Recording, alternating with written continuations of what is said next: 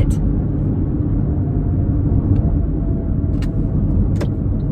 All right. I think I goofed. I think I could have told you that story all in one sitting before. I'm getting used to this new phone, and I thought I knew what off was, but now I know what it is. And I have to have the light on. I had a lot of light on the highway, and if it gets too dark, the phone shuts off. So let me finish my story. So she says it's $8.49. I said, for a small? And she said, yeah, the prices went up. I said, but that's like twice as much. She goes, well, how much did she? Now, by the way, dear Dunkin' Donuts, Mr. Rosenberg, I know you don't work there anymore, but dear James Rosenberg, or your dad, or somebody at Dunkin' Donuts, I don't know what's going on. Every time I go order my Dunkin' Donuts, it is a different price. So when I order a large, it is somewhere between like $3.59 to like $5.40 or something. I'm telling you, there's this big difference, and it's the same. It just, the ratio goes down as the size goes down. So now I'm ordering this small, and I said the most I ever pay for a small is somewhere between $3 and $4.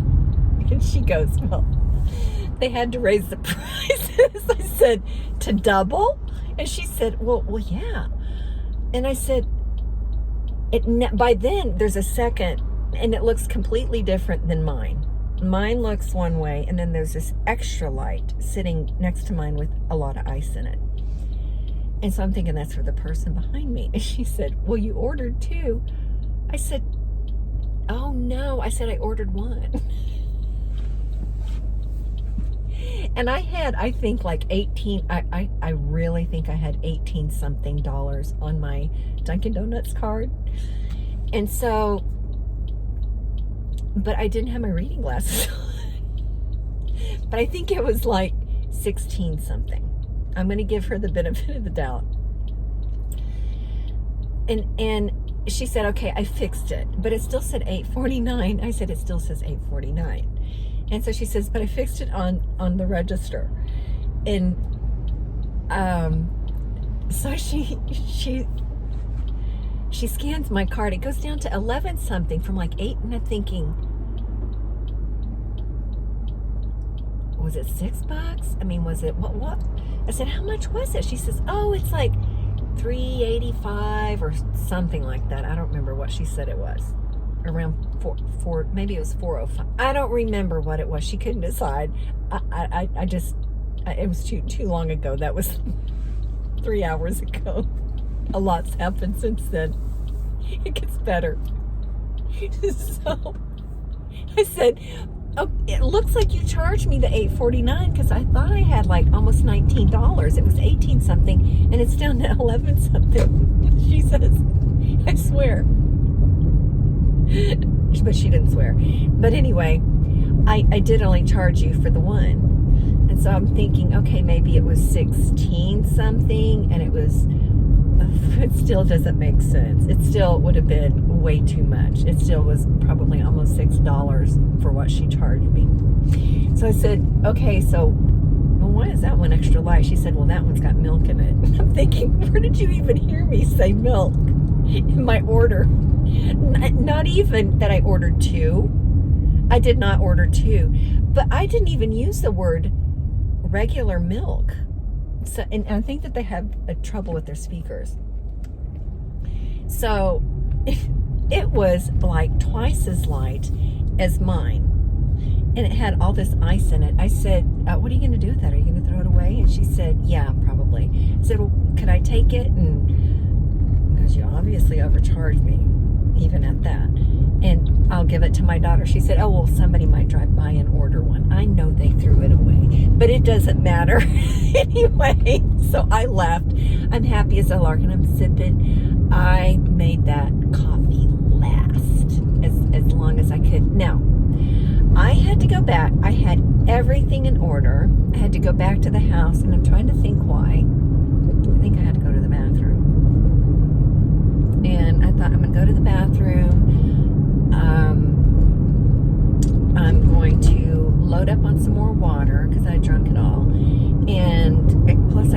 extra water, lemon and stevia. So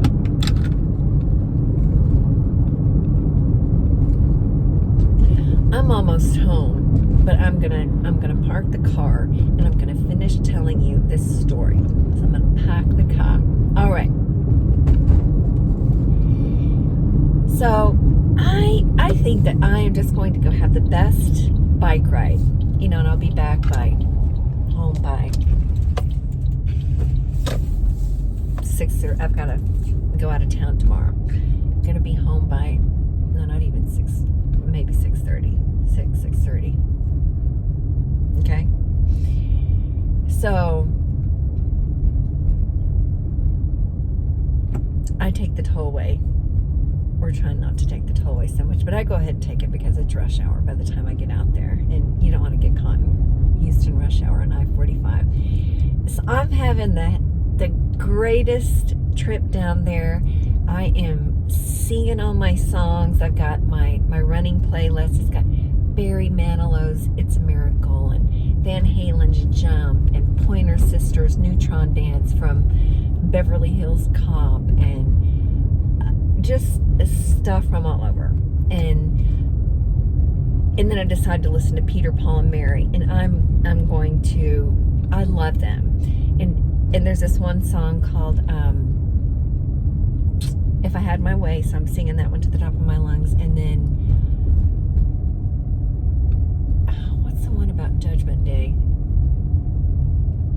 Early in the Morning. So I used to know that as a little girl. I said, I'm going to learn that again. So I spent some time learning that. I'm having the best time singing on this tollway and singing Early in the Morning. I think this is my house. I did not turn the lights on. This is very dark. All right. Oh, I wish we had a remote. Okay. So I get down to the trail, and it's at the end of the trail. And there's like this, there are these high wires. It looked like an electric company place. I don't know how to describe it. There were people wearing hard hats and walking around. So I asked this woman, is this where the trail starts? And she said, yes, have a wonderful time. So I pull my bike out, my weak arms, and my tires are flat. So I find a close bike shop, and I call them to make sure that they're going to have what I need. Because when I called them, they said they had electric bikes. I said, do you work on regular bikes? Yes, we do. Do you have, inner tube, the tubes? And he said, well, what kind of bike do you have? I said, it's a hybrid, but it's old. It's like 20-something years old. He said, bring it in, because they were 4 minutes on Google Maps, but it took me about 20 minutes to get there, because let me explain. It wasn't that easy. Because it sent me to a dead end, and somehow I was supposed to walk from that dead end to the shop. So I wiggled my way back around, and I found the beginning of where that shopping center was. And I called the guy and I said, am I going to have to, and there are several buildings. I was at building 1 and they're in building 5. And so he says, oh, just, come on down. We're in building 5. I said, I can tell like it's a good walk. Is there, do you have a parking lot? And he said, yeah. So he told me there was this little secret entranceway, which you couldn't see on the map, but he told me about the secret entranceway. So I found the secret entranceway. So I get there, and there's like a half flight of stairs, and this really nice guy helps, and he takes the bike, So I go in, I talk to the guy, and he looks at my bike. He says, oh, we don't have these tubes, but go down to X bike shop. They will have them. They have everything. So I call them before to make sure that they're going to have them. They said, yes, we do. Come on in. So I go down and I park my car. I go inside and I find the guy. and he sends me back to this other guy. And he comes and he says, yes, we got your tubes. They're $9 a piece. And then he looks, and I can see the cobwebs that I hadn't cleaned off in the spokes. And there's still a little dust on them. You know, they're like, this is a really good bike. I said, yeah, it's been everywhere. Actually, the first guy said that. I said, bought it in New England. It's been on the Cape, and it's been everywhere. It's like, cool. I think the bike was almost as old as he was. Let's put it that way. So the guy comes back and he says, so your tires are, they're going to go. They're hard. You're going to need new tires. I said, am I going to need them today? How much are they? They're $22. And by then I had figured out that I had left. I bought this really cool armband thing that holds my phone. And the other day I had the best run. And so I had my armband on. And I saw this cat that looked just like our daughter's cat, Bunny. And it was hopping. Bunny hops. And this cat, it's black like her. It had 4 white paws. It had a white chest. And it was hopping. And I said, Bunny. And the cat was about maybe 40 feet away. And it looked at me. I thought, oh my gosh, Bunny got out. And so it went hopping after whatever it was hopping on. I said, Bunny. And the cat doesn't really like me for a couple of reasons, which I won't go into right now. She's getting used to me. She goes to John and Monica a little bit easier. So she looks at me. And she starts coming my way. And she walks just like Bunny. And I look, and I notice and I'm thinking, does she not have a collar? And I see she has a collar. And I couldn't remember Bunny's collar color, because sometimes Monica changes it. And I couldn't remember the last one. Well, this looked like one that was hers. It was blue, and it had a bell just like hers. So I said, Bunny. And Bunny, she was coming, and then she darted off. And so when I went to run after her, I actually caught her, and then she slipped out of my hands. And about the time she slipped out of my hands, I slipped on the grass. I must have landed on my phone. Thank God I didn't break the phone, because it wasn't, I think, till later that day that I noticed that my little arm case thing was like, it looked like a dog had chewed on it. So my brand new case, I don't even want to spend another $10. I'm just going to use that one because that's the way it's going to be. So I called John. I said, hey, Bunny is out. And he starts walking. He says, which way? And I said, towards the golf course. He had walked the wrong way. And I said, get in your car. She's starting to walk away from me. And so he drives down and he says, that's not Bunny. Bunny's at the house. I said, I know that's Bunny. So he calls Monica. Monica says, no, Bunny's here. Bunny's here. But anyway, so Bunny has a doppelganger. So I left my case that looked like the dog had chewed on it. So I thought, okay, well, I'll get another cheap case.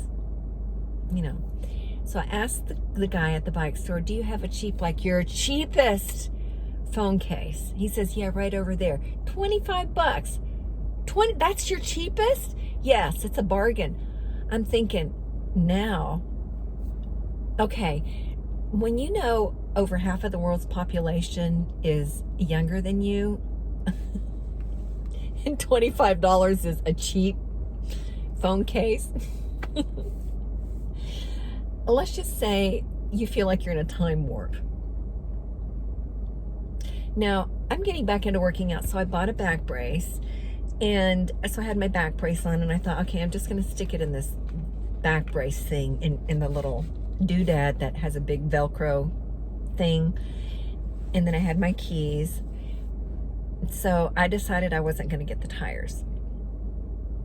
And they said, go on up to the bike path. It's if you just go up the street, it's 4 streets up, and you're going to hit it, and you can go whichever way. So I decided to. Now, I can't sometimes my phone would hit a dead spot and does that little thing, which is aggravating to me. I'm thinking, when you buy this multi-$100 computer, you don't like that little circle thing to be going And for the plan that you're paying, that's why you pay. We pay for the best one, because for 20 years, we had a really bad service plan. It was so bad. For 20 years, I kid you not, I can't think of one time where I would go into the store and I didn't have to wait 30 minutes to go see a customer service rep. And then it was still another 30 minutes, at least, for them to come back and say, oh, we got to keep your phone here. You need a new one, or it's going to be a little longer, ma'am.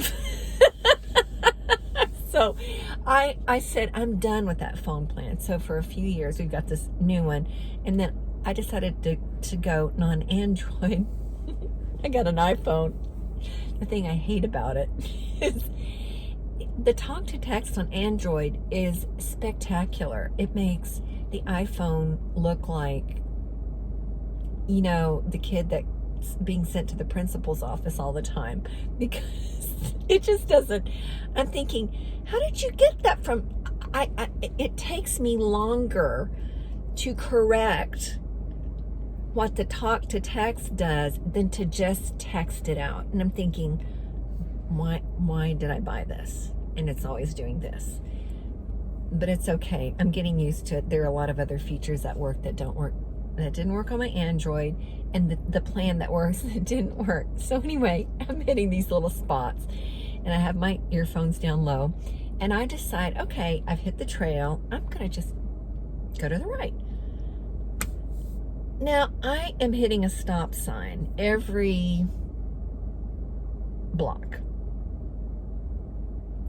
And after about 10 of those, I ask a lady, which I had decided at one point I needed to raise my seat, but the hitting a stop sign every block was annoying. So she said, if you keep going straight, you're going to hit a dead end. And I said, okay, I'm just going to turn around. So I turned around, I'm going the other way, and then I hit a dead end, but it actually was perpendicular to the real bike trail. And I thought, oh, okay, now I'm gonna zoom. So I am cruising, I'm having the best time. And then I actually go by the first bike shop, which was really funny. So, and they said I could have, just hopped on the bike trail. Oh, that was the other thing. When I hit the first bike trail, the guy actually aired my tires up, and he says, you can actually ride to the other one. It's a couple of miles away. I said, I do not trust my bicycle, because if you hear me yell your name, you'll know that something busted. So I'm going to drive it there. So I'm backing up telling that. So I'm cruising, and I thought, okay, I've got to raise this seat. And I got to find a strong guy. No, okay, I get off. I cannot, for the life of me, pull the doodad back. And I thought, have I really become that weak? And then I realized the guys at the bike shop, I noticed that he tightened the nut up on the other side a little bit. I thought, dang it, I should have, oh, sorry. I know some people don't even like semi-curse words, so undo. 3 dogs on a stool. I was taught to say that. So I thought I'm going to find a strong young guy. And I had it all in my mind. Found a guy walking a dog. Said, excuse me. I had to say it 3 times. These were in earphones. And I said, I need some help. Now, either I look my age. I think right here you can kind of tell I'm a little older. So I said, I need a little help. I have not been working out. I'm a little bit weak. I really need help getting my bike seat up. And I promise it's not a pickup line. And he starts laughing. So he comes over and he can't undo it. It says, so we figure out it's a nut that's really twisted. Well, he works on it and he finally gets it. And I had called John at the bike shop to ask him if I should buy new tires. So he's calling me by then, and I have the old, the phone, that's my ringer, is the old ringer, the old telephone. After all of, the 103 choices you can have that sound like outer space or chimes or, a dog barking, I decided I wanted just a phone ringer, so it sounds like the 1970s when people call me. The 1970s call. They want their phone back. All right. I can't answer the phone, and it was too loud. It was so loud, and I couldn't think to take the earphones out of my ears, and it kept ringing. I don't know how. I think I had it set on 10 rings or something. I thought, the guy finally gets it, and he can't get the seat up, so it took both of us like twisting the seat to get it up. And I said, I'm gonna do it. I'm gonna do it. So I did. I was able to get it back. He said, I'll do it. I said, no, I'm gonna do it. And I did. I did it. I thought, victory. Now, something happened this morning that told me I was gonna have a good day. I was looking for my reading glasses. And now, I used to have a pair of reading glasses in every, by my bed, next to the TV, in the kitchen, by every place I would have a book or I'd need to pick one up. I have like 5 around the house. Now, somehow, I think all the rest are still packed away somewhere. I have 1 pair. There's one in my purse, and there's 1 pair. And when I went and found that pair, I said, I'm going to have a good day. Well, I have had a good day, but it has been this kind of a day. So, so I get back on my bike. I'm cruising. I'm having the best time. And John calls me, and I told him, and he said, okay, so why didn't you go by that trail by our house? I said, because I couldn't find it. And I tried to call you, and you weren't available. And he said, well, I'll text you the information, and you got to squiggle around behind here, and it's 20 miles of just, straight whatnot. Anyway, so I said, great. Oh, and by the way, Monica's phone broke.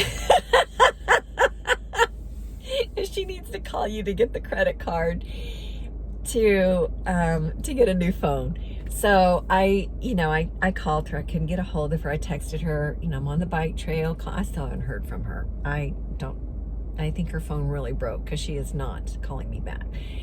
She didn't answer my phone. She didn't answer my text. So I think I'll have to just wait till she gets home. She's getting home any minute. So let me finish this story. It gets really good.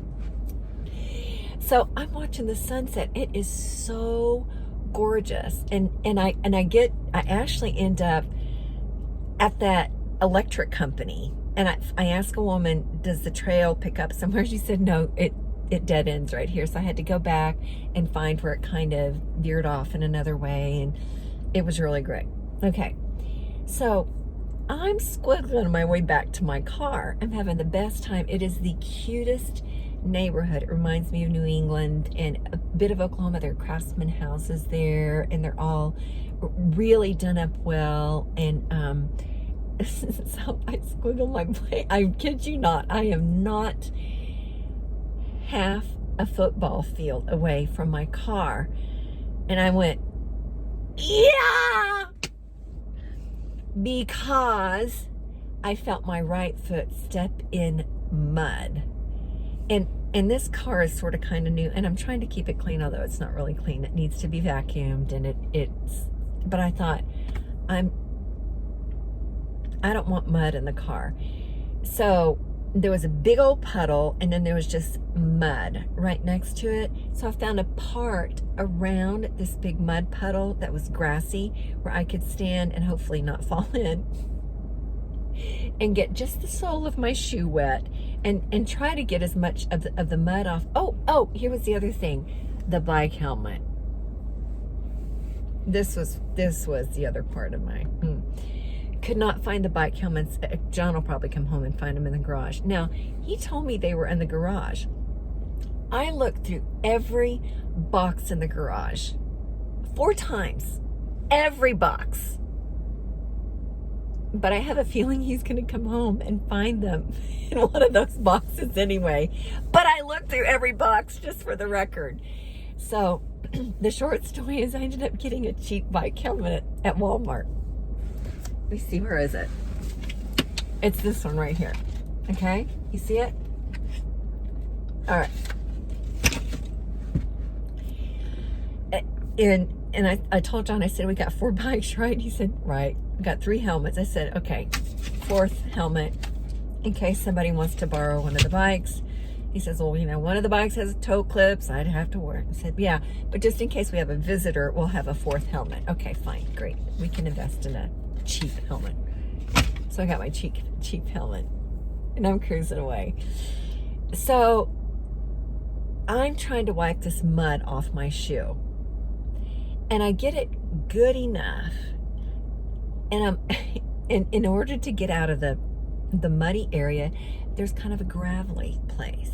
So I go through as I'm crossing the street, I realized, ugh, the tires picked up on the mud and the gravel. So the tires were completely caked in mud and gravel. And I thought, I'm not sticking that in the back of my cleanish car. So I go across the street and I'm thinking, are there no twigs anymore? All I could find were leaves. So the bike was, the wheels were wet enough that I kept taking the bike and I would like scrape it across the dew was starting to form on the grass. So I was scraping the bike tires, and I'd turn the tires and scrape a little more. And I was there for, gosh, at least 5 minutes. I'm doing this little exercise. I got about 70% of it off, and this girl comes jogging by and she goes, can I help you? I said, well, let me tell you, I was started this morning at 10 o'clock to go bike riding. And all of this stuff happened, which I can't even go into. And I had the most fantastic ride, and I stepped in mud, and then I realized that it caked on my tires. I'm trying to get it off my tires. She said, well, I live around the corner. You're welcome to bring your bike around and we can hose your bike down. But can I tell you something? I said, sure. Because this is how I had my helmet. Okay. Like this.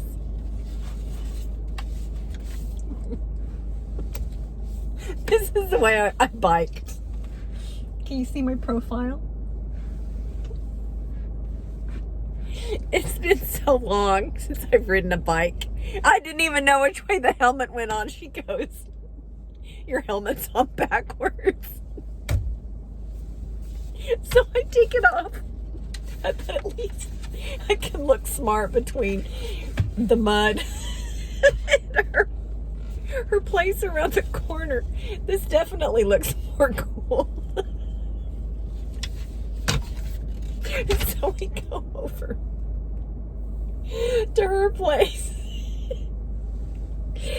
And she's hosing the thing down. She tells me her name. And she said, I said, this is the first time I've been on this trail. I live up in the woodlands. She goes, I love biking in the woodlands. I drive up there all the time to go biking. And I said, well, I came down here to get a change of scenery, and there's a bike trail up near the woodlands that I couldn't find. And anyway, but this was a really good one. She says, well, it's really funny because I have a good friend who lives in the woodlands, and she comes down here all the time, and I go up there biking. So anyway, I cleaned my shoe off. She cleaned the tire off. And here was the other thing. When I tried to turn off, I still had my music was playing. It wouldn't turn off. I'm sitting there hitting it, the pause thing. I had to hit the thing, I'm not kidding you, 5 or 10 times. I'm thinking, and now it kept stopping on itself a lot on the trail. Now I can't get it to turn off. So I was able to have an uneventful drive home. I've driven up to a dark home. I believe it's safe to go in, but I will post tomorrow. But just in case I don't, you can call the cops. Or call John or Monica, and they'll know where to find. Well, actually, Monica will come home. She should be home any minute. But anyway, that's the end of my story. I hope you enjoyed it. And I hope there were some good lessons learned in there too. So happy biking, and thank you for listening to my story. Take care. Bye-bye.